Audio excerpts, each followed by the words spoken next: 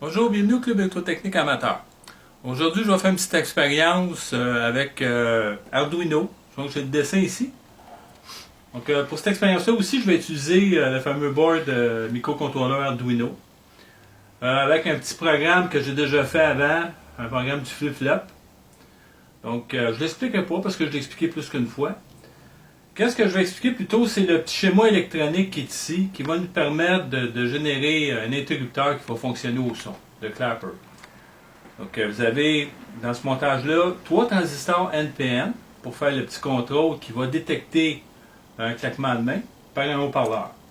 Je vais utiliser un petit haut-parleur de 0.5 watts 8 ohms qui va détecter un claquement de main, une résonance d'un claquement de main qui est de l'ordre d'à peu près 500 Hz.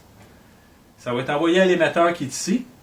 Ici, vous avez un petit condensateur de 0.01 qui est là pour filtrer les radiofréquences qu'on ne veut pas. Et laisser passer le reste. Donc ça par l'émetteur.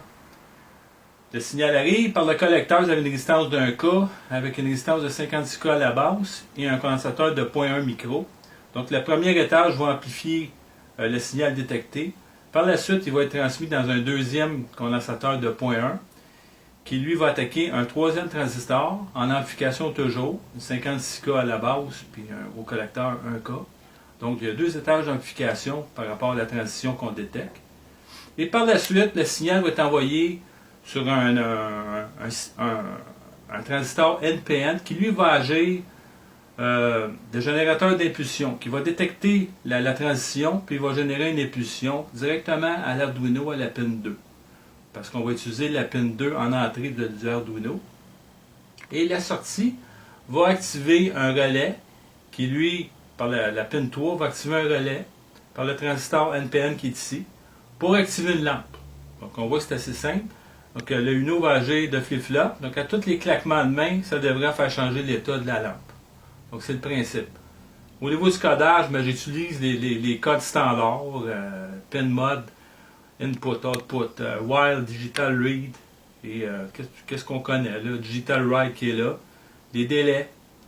Donc, sans l'expliquer, on voit que c'est assez simple quand même.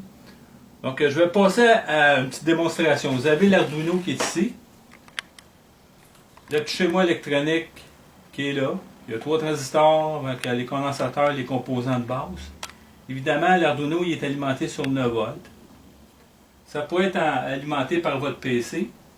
Dans ce cas-là, moi j'ai préféré une batterie de 9 volts. Évidemment, vous avez l'écouteur qui est là, qui se trouve être un haut-parleur de button.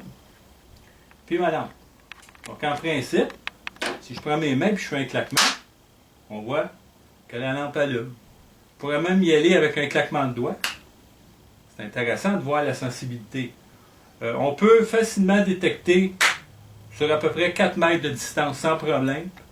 Donc c'est une application qui est amusante, qu'on voit partout, qu'on a déjà entendu parler, qui peut être utilisée pour des applications pour la maison, pour faire allumer vos lampes de chevet ou quoi que ce soit qui est comique à faire. Donc, amusez-vous avec Arduino, à faire vos expériences. À la prochaine, merci.